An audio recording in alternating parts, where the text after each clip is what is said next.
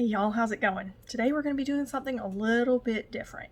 This summer is the Costube Symposium 2021. If you participated in COVID last summer, you'll kind of know what it's about. The Costume Symposium is a gathering of costumers and historically inspired costume creators, and we've got so much cool content on all sorts of different things. I am a little bit behind on my 1870s Haunted Mansion ensemble, and I will be participating in the Costume Symposium this summer. So, today, as a lead up to CoSy 2021, I will be answering some questions and cutting out some fabric for some mock-ups and a remake of another item and getting it ready for the sewing.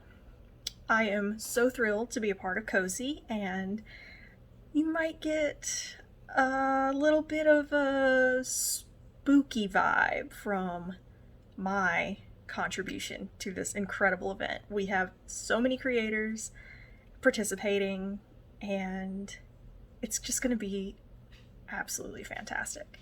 So sit back, relax, maybe grab your own needlework, and without further ado, let's get started.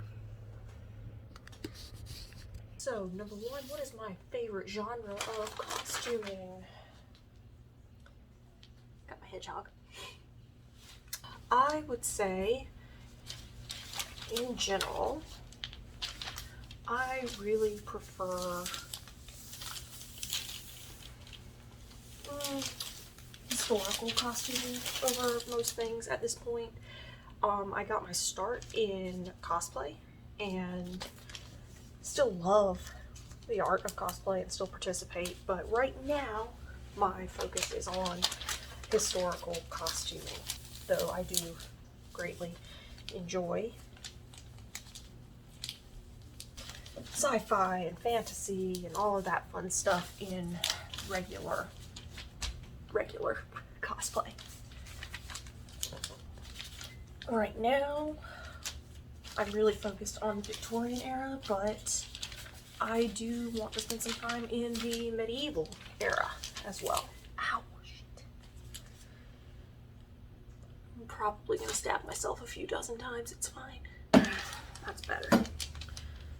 So, what originally got me into costuming / cosplay / living history, whatever,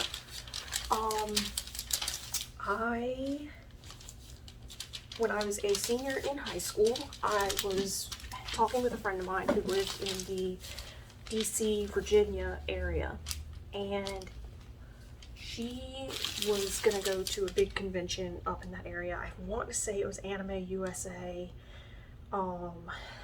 It was something like that, and she was going with some of her friends that I had never met, but they sounded pretty cool, and I was like, hey, I'd kind of like to go. I'd kind of like to see what this is about. So we made plans to go, and for some reason those plans didn't work out, which is fine. We were in high school. It's hard to arrange that kind of thing when you're in high school, not making a lot of money.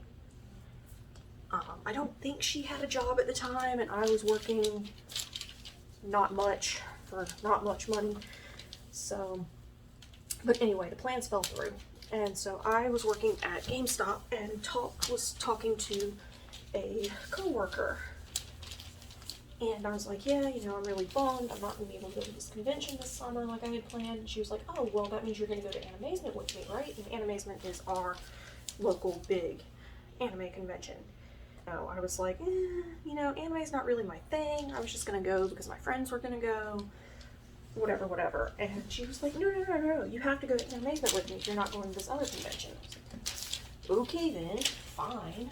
So, ended up going to Animazement. She was like, hey, if you're going to Animazement, you need to dress up with me. So, I did a really basic Team Rocket costume. I think I've got pictures of it somewhere, so if I can find those, I'll put them probably over here.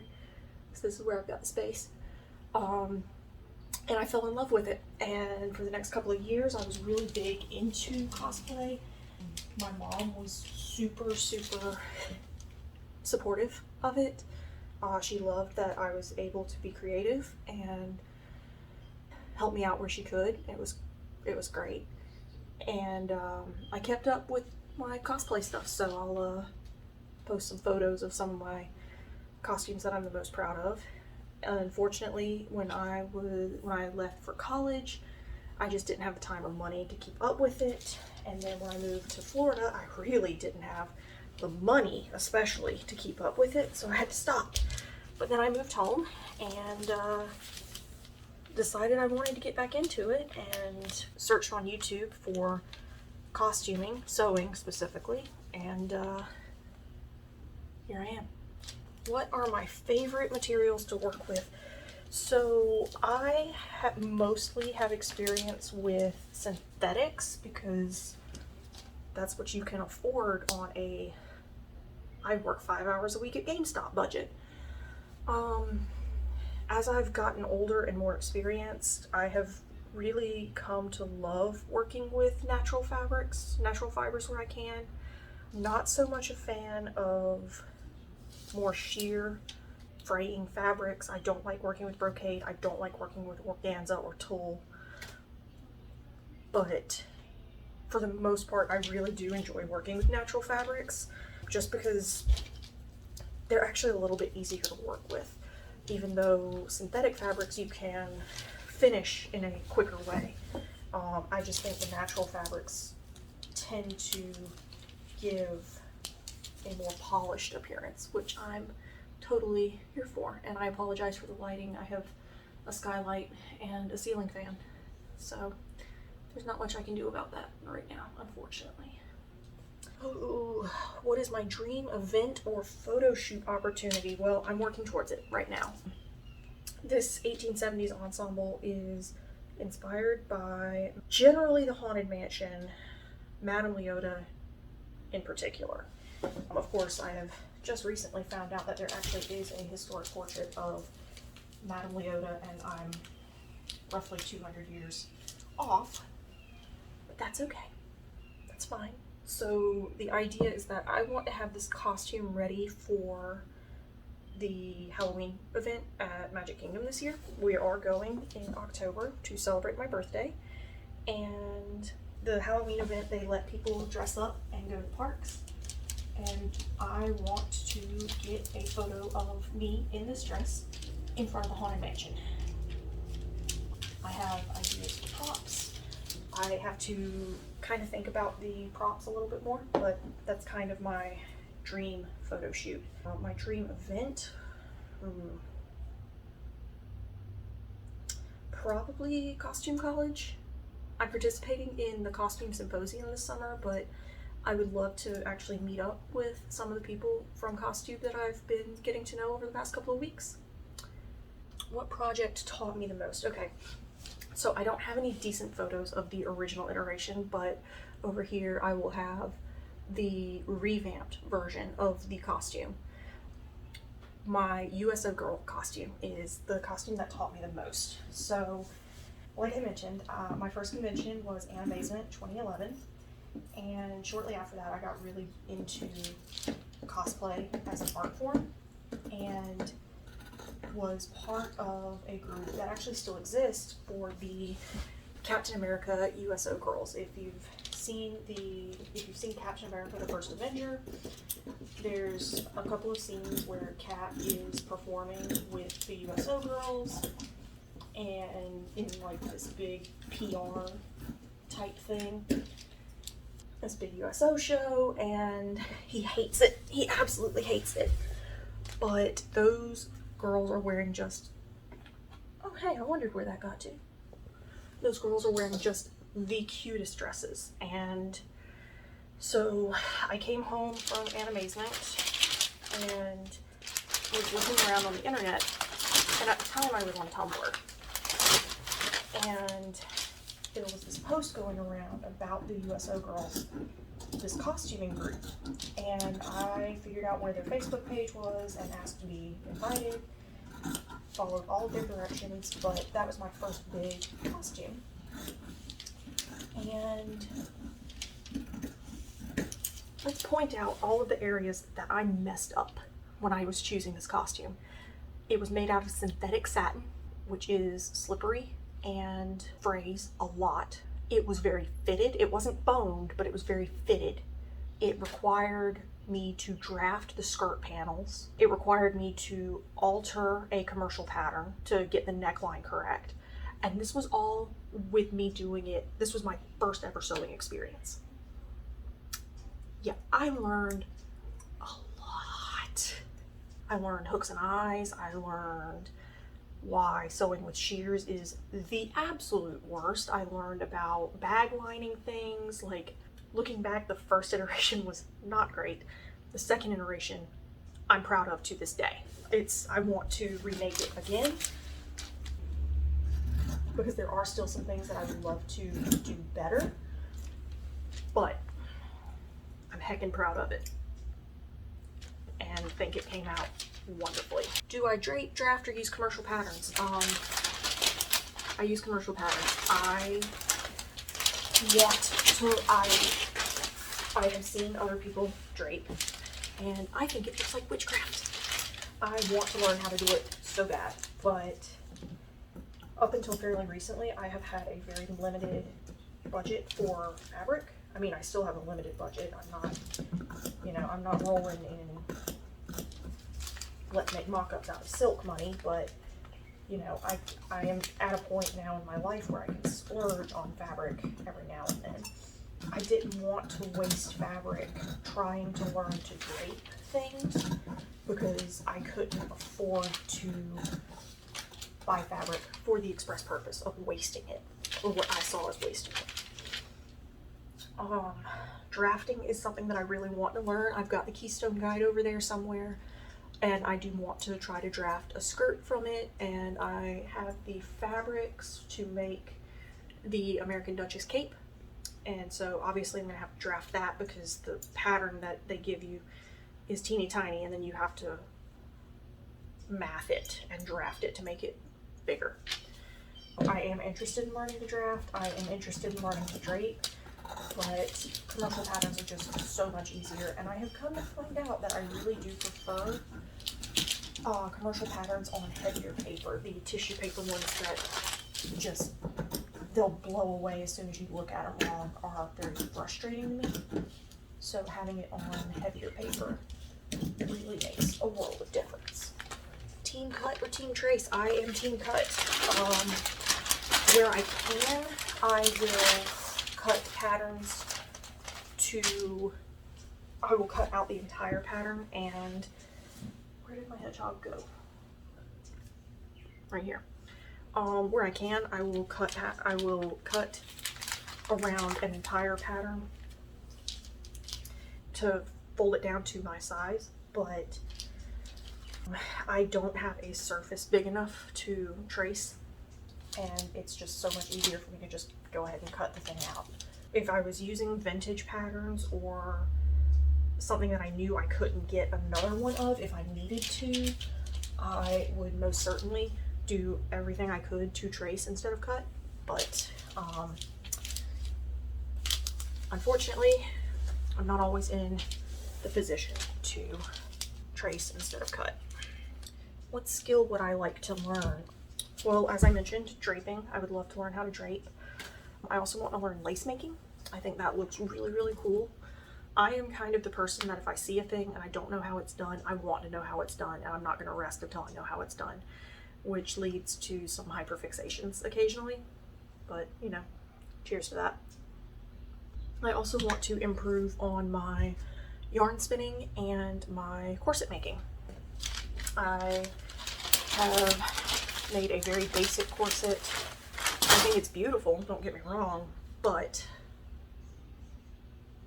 I could improve on it a lot. There are some things that I learned after I made it that I would love to implement on a new corset. I need to find my ruler. What era or genre do you want to make make a costume out of? I really want to work in medieval, and I also really want to work in late Victorian. I'm currently working in 1870s. I really, really love the look of 1890s and would love to do some more work in that era. And I also want to do some stuff in the 1940s and 50s. I love those silhouettes. The 40s with the more form-fitted, structured garments, and then the 50s with the floof on the skirt, which is totally a technical term. As far as I'm concerned, a skirt has to have a certain amount of swoosh factor or I'm not going to wear it. And the 50s have that swoosh factor, which I am all for. I also really want to make a kirtle. I haven't had time. I am a busy, busy bee, unfortunately. Or fortunately, I suppose. How has the pandemic changed what I sew and craft? So, first of all, I hadn't really been super into historic sewing until the pandemic hit, and I had a lot of time to like binge watch on YouTube. It's a little pathetic, honestly.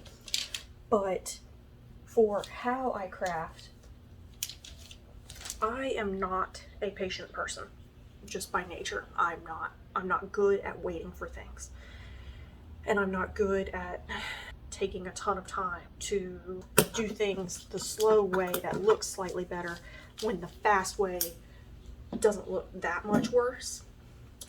But I am a lot more likely now to actually slow down and hand finish stuff and take my time. I mean, I've got my petticoat right here. All of those things are hand finished.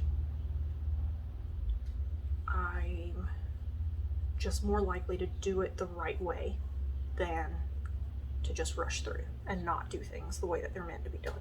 What did I do in the past year that I'm most proud of? Not sewing related. I got my master's degree.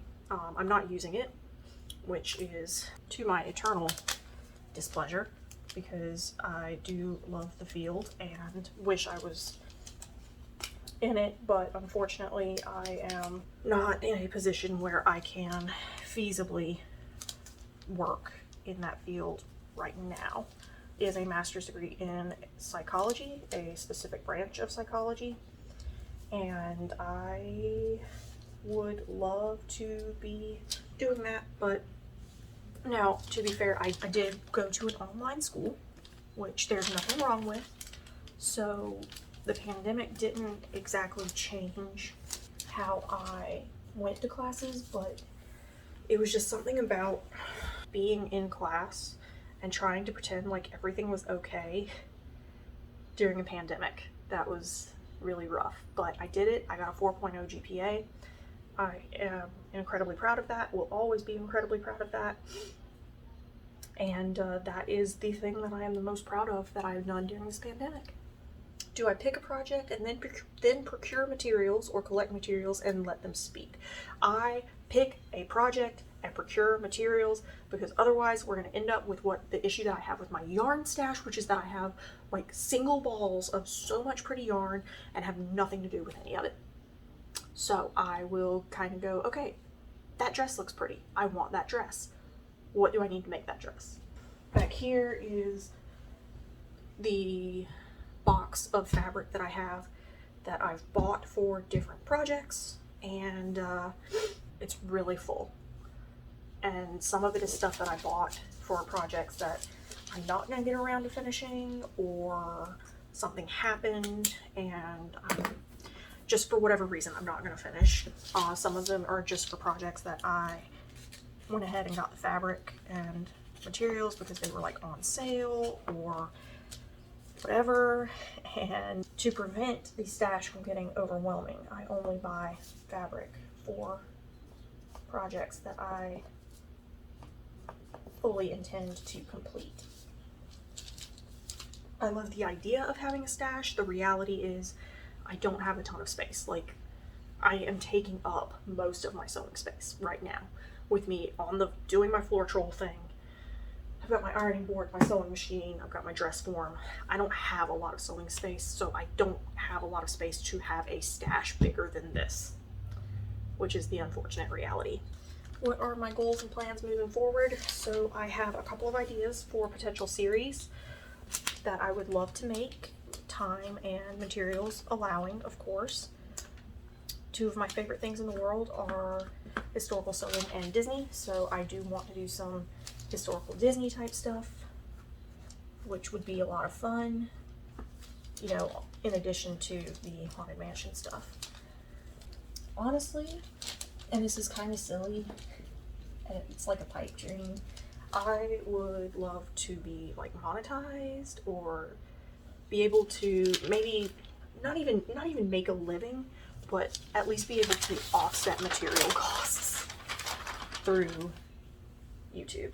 That would be amazing. I would love that. But otherwise, just get through the summer, get through CoSy, and keep on doing what I'm doing, honestly, because this is fun. The editing is less so, but I do like making the videos. Really? Wow, I cannot draw in a straight line, apparently. Scissors or rotary blade. These are my BFFs. I also have some embroidery scissors and some thread snips and all that, but I have not been able to get rotary blades to work for me. Every time I use them, I end up basically cutting slits in the fabric, and then I have to go in either with the rotary blade or with the scissors and just cut through those little sections, and it's just a pain. I need to get these shears serviced. They're starting to squeak a little bit, but they're my babies and I love them, and I will never let them go. Do I have any sewing assistants? Yes. If you've seen my other videos, you have seen my babies. I have Bo and Duke. They're my two Bassets. They are my babies and I love them very, very much. Yes, they are chunky. I know that. We're working on it. In addition to that, my boyfriend has a dog, Rocket. He is the big brown one that you have probably seen in a few of my videos. And my boyfriend also has 3 cats, and I will post photos of all of the assistants around. They are all very, very sweet, and they love helping me sew. If by help you mean nudging me while I am trying to sew to get attention. But Kane, Keenan, and Mizuki are very supportive of my fabric choices. Rocket just wants cuddles and to go dig in the giant sandbox. He has asked me to tell you that he has not met you, but he loves you. What is your biggest sewing pet peeve? Creators. Wear a thimble. Oh my god, who hurt you? I don't understand. Like, you're taking a sharp piece of metal. This is just a hooked embroidery or upholstery needle, but you're taking a piece of metal and you're just jabbing it into your finger over and over. Are my fingers just that sensitive? Like, how? Who hurt you? Why don't you wear a thimble? I don't understand. It frustrates me every single time. Like, ow. And it bothers me a lot. Why wouldn't you do everything you can to protect your hands? They're the only 2 hands you have. Maybe I've just seen too many videos or too many pictures where people had, let's say, incidents with blunt metal objects in the ER. Why do you do this to yourself? I don't understand. Do I sew over my pins or take them out as I go? So last November, I paid a very nice lady a very large sum of money to shine lasers into my eyes to fix them. I'm not risking messing them up. I take my pins out. I have broken 1 too many needles and had it come flying at my face. Fortunately, I've never been hit, but I don't want to do anything that would risk my eyesight. That money was some of the best money I've ever spent, but the fact is, I'm not risking it. It's not safe. Now, occasionally, as I'm sewing like ruffles or something, I might miss a pin, so I'm not perfect, but where I can, I do everything I can to remove pins as I sew. Also, my first sewing machine went to the great sewing table in the sky because of a timing error possibly brought on by me sewing over a pin. So let's just not do that again. Machine sewing, am I barefoot, socks, or shoes on the pedal? I have some sensory things around feetsies. I don't like the feeling of dirt or dog fur stuck to my feet. I have 2 bassets that shed constantly, and my sewing room is also the access point for them to go outside. So it doesn't matter how often I vacuum or sweep or do anything on the floor, there's always going to be dirt and dog hair on this floor. That's just the reality of living with dogs. So to keep my sanity, I constantly wear socks. I have been known to put shoes on the pedal. I prefer not to, just because I feel like I don't have as much of a connection with the machine, which sounds really weird, but just roll with it, please. I feel like I have better control over the machine when I am either barefoot or just wearing socks. That's not to say that wearing shoes is wrong, but just my preference. Your mileage may vary. Now I remember why putting this together the first time was such a huge pain, but whatever. Do you put your pins in parallel or perpendicular? I pin parallel because I don't want pin marks in my fabric. If I pin parallel, then the pin marks are hidden in the seam allowance. That's born out of using cheap synthetics that showed every single mark that you made on them, because that's what cheap synthetics do. Again, I love cheap synthetics. They're great. But that's what cheap synthetics do. Tea, coffee, or chocolate? Yes.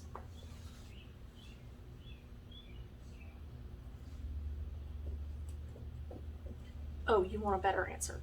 Okay, so I like tea more than coffee and chocolate more than tea. And if I have to have coffee, then I am going to drink coffee with chocolate in it. This is because I apparently have all of those weird genetics that let me taste the bitterness in everything. I am one of the 10% that taste the soap and cilantro. Not fun. I just don't particularly care for coffee, but as I have recently learned, I have ADHD, and my ADHD loves coffee. So occasionally, if I really can't focus, I'll go get a mocha. But given the option, give me a French vanilla chai any day. And if I can't have that, then just give me some really good chocolate, because your girl's got better things to do with her life.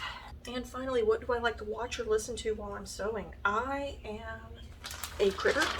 I love listening to Critical Role while I'm sewing. I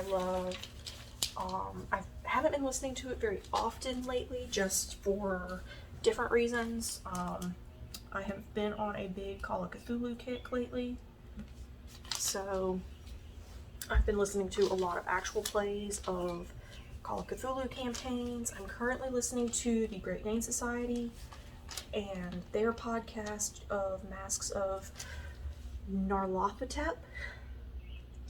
That's a hard one. And I've been greatly enjoying it, so there is that. I was most recently listening to the Esoteric Order role players playing Horror on the Orient Express, which I am also hoping to run very soon. So, that'll be good. But yeah, just actual plays and different things like that. I love that sort of thing, because when I'm at work, I've got other things that I have to worry about, and I can't really focus on the story, so I kind of zone out if I'm listening to a podcast at work, and come back and I'm like, okay, who is this person? Why are they doing the things that they're doing? Where if I'm sewing is pretty much you set the presser foot down, you press the button, and it goes and I can focus in on the podcast and the story that the podcast is trying to tell me. So that that's my 21 questions. I'm partway through marking fabric, so I will get that finished up, and until next time, I'll see you later. Stay safe, y'all.